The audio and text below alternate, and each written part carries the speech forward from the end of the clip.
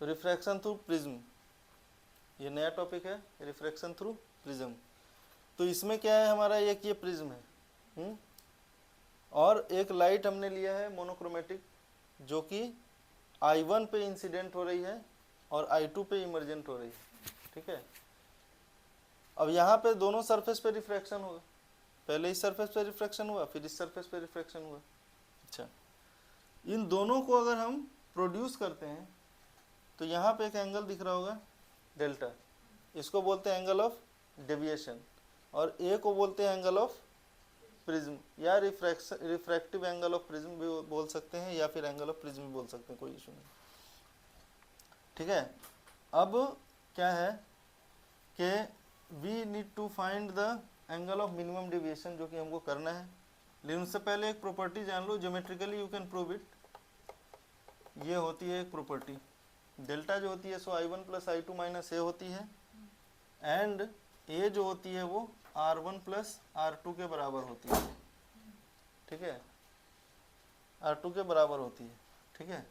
अच्छा, for minimum deviation एक condition होती है, ये भी ध्यान रखो, फॉर मिनिमम डेविएशन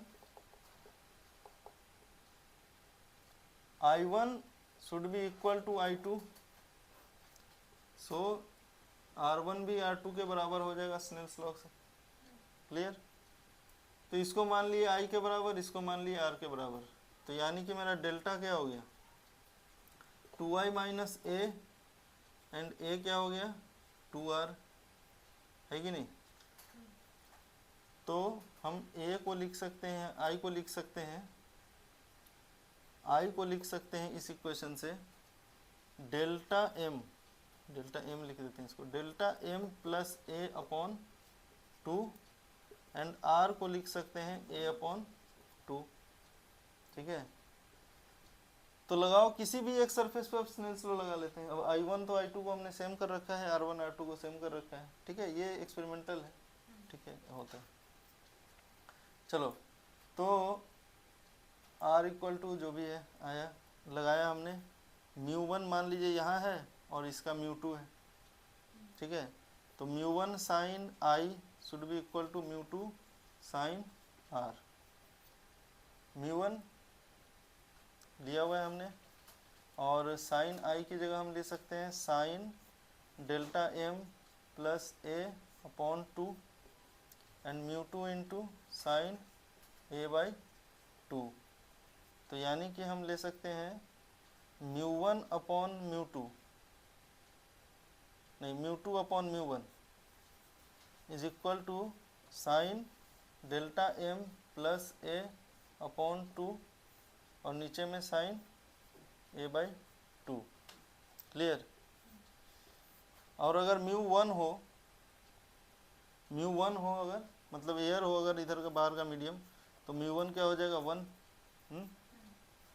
तो इसको म्यू ले लो वैसे केस में, और इसको ले लो 1, तो हमारा ये हो गया mu equal to sine delta M plus A upon 2 upon sine a by 2, ठीक है।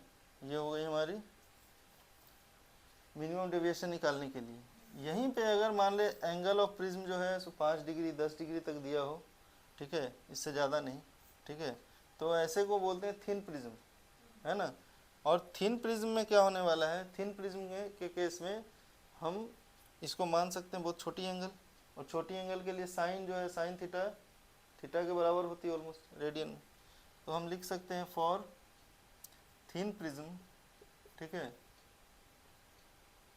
मेरा जो म्यू होगा वो होगा delta M plus A upon a, यहाँ से दिख रहा है, तो ये a into mu is equal to delta M plus a, यानी कि डेल्टा M कितना हो गया, तो mu minus 1 into a, clear. तो अगर आपको प्रिज्म 10 डिग्री से ऊपर का दिया हो, ठीक है, 5 डिग्री 10 डिग्री से ऊपर के अगर प्रिज्म दे रहा है, तो यहाँ पे ये वाला रूल नहीं लगा सकते, वहाँ यही रूल लगेगा, ठीक है ना, बस ध्यान रखिए। ये छोटे मतलब थिन प्रिज्म के लिए, जहाँ पे एंगल ए जो है सो 5 डिग्री 10 डिग्री इस टाइप की चीज़ दी हुई, बहुत पतली प्रिज्म है, ठीक है। वहीं पे तो जो है सो साइन आई साइन थीटा थीटा को टेंड कर रहा होगा ना, ठीक है।